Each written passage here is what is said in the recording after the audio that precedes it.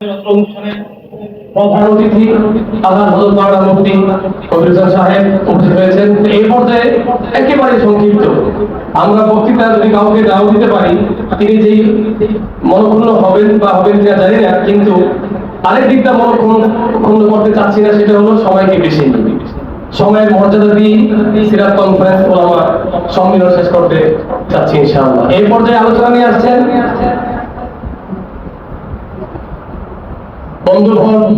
বন্দরের আল আমিন আবাসিক এলাকা মসজিদের সম্মানিত খতিব, সারা বাংলা কাঁপানো উত্তম আখলাকের একজন বক্তৃতামান উদীয়মান বন্ধু আল্লাহ হযরত মাওলানা মুফতি আব্দুল্লাহ আলামী। আলহামদুলিল্লাহ ওয়াসসালাতু ওয়াসসালামু আলা রাসূলিল্লাহ ওয়া বা'দ।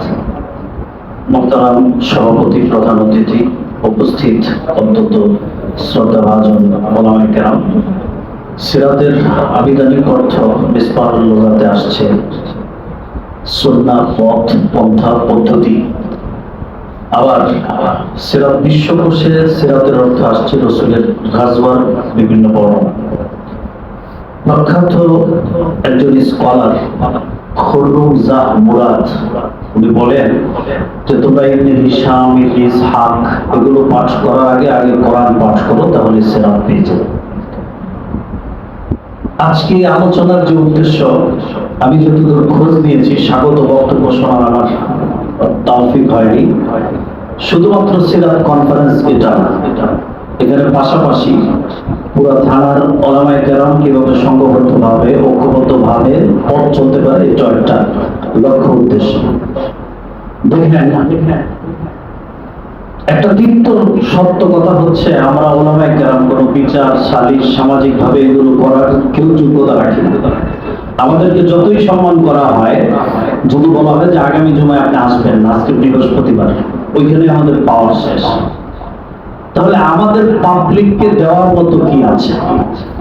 ইসলাম জিন্দা হয় দাওয়া এবং এলায়ে কালিমাতুল্লাহ যে কিতাল আছে এর মাধ্যমে।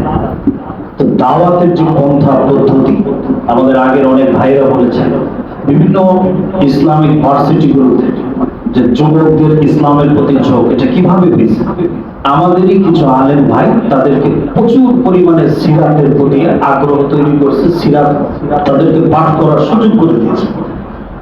আমি অনেক ছোট ব্যক্তি, আমার একটা অভিজ্ঞতা থেকে আমি বলতে পারি, এটা মুযাকারা, আমাদের যাদের মসজিদ আছে প্রত্যেকে নিজের মসজিদে যদি আমাদের এক ওস্তাদের মুহতারাম বলতেন যে শুধুমাত্র মারিফুল কোরআন দেখেও যদি কোরআনের তাফসীর তরজমার ইন্তজাম করা যায়, তাহলে এটার রেখাপাত মানুষের দিলে অত্যন্ত গভীরভাবে পড়ে।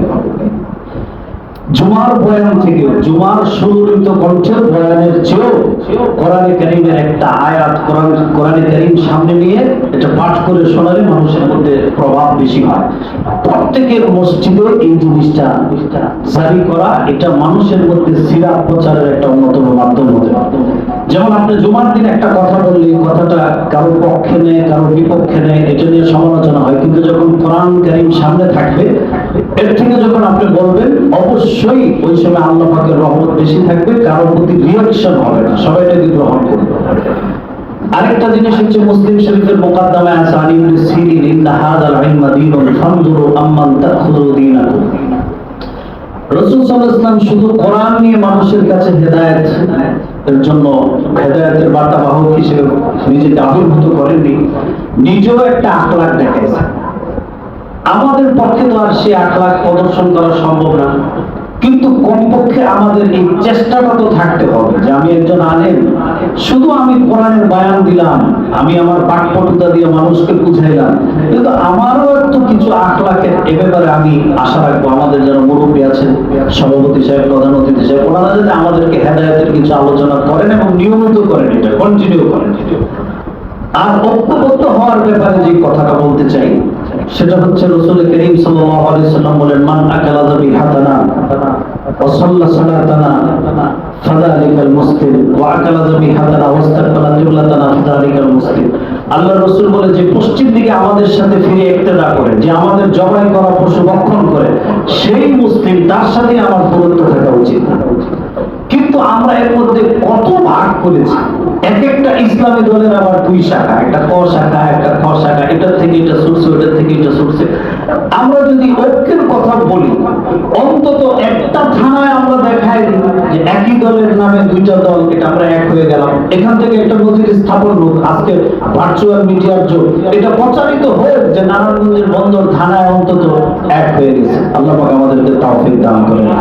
সময় আমি কোন দলের নাম দিতে চাই না, এটা হয়তো তারা মনোভূত হবে। আমার এটা কামনা যে এখান থেকে শুরু হলে অসুবিধা কি। এরপরে দেখেন আমরা রাসূলের আদর্শ বলে আমরা বয়ান করতেছি। হযরত আনাস রাদিয়াল্লাহু তাআলা আনহু কি বলেছেন, খাতামতু বির রাসূলিল্লাহি সাল্লাল্লাহু আলাইহি ওয়াসাল্লাম 10 সানাতান ওয়ালা শাতামানি ওয়ালা জাযারানি আবাদা। আমাকে আল্লাহর রাসূল 10 বছরে কোন একটা দিন ধমক দেয় নাই, অথচ আমি সামনে মাইক পেলে আমার মতাদর্শের সাথে না মিলার কারণে তাকে এমন অকথ্য ভাষায় গ্রাম্য মহিলারা তার জায়ের সাথে ঝগড়া করলে যে শব্দ চয়ন করে, সেই শব্দ চয়ন আমি করতেছি। অত্যন্ত হতাশাজনক। এই জায়গায় আমাদের উদাহরণ। আরেকটা জিনিস আল্লাহ তাআলা কোরআনে বলেন, লিমা তাকুলুনা মা লা তাফআলুন, তোমরা এমন কথা কেন বলো যে কথার উপর তোমরা আমল করো না। যদি এই আয়াতের বাহ্যিক অর্থের দিকে তাকানো হয়, দুনিয়ার কোনো আলেম ওয়াজ করার যোগ্যতা রাখে না, কেউ পরিপূর্ণ ওয়াজের উপর আমল করতে পারবে না। হযরতে থানবী আল্লাহর রহমত এখানে আমাদেরকে বাঁচানোর জন্য একটা ব্যাখ্যা করছেন, সেটা কি, লিমা তাকুলুনা লিমা তাদউনা, যে তোমরা এমন দাবি করো না।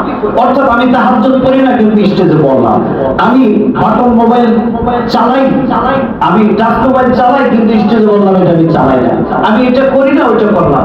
এইরকম অভিনয়, এরকম ভণ্ডামি যারা করবে তাদের কোনো না কোনো একদম জিম্মতি আসবে। আল্লাহ পাক আমাদের সকলকে হেদায়েত দান করুন। আমিন।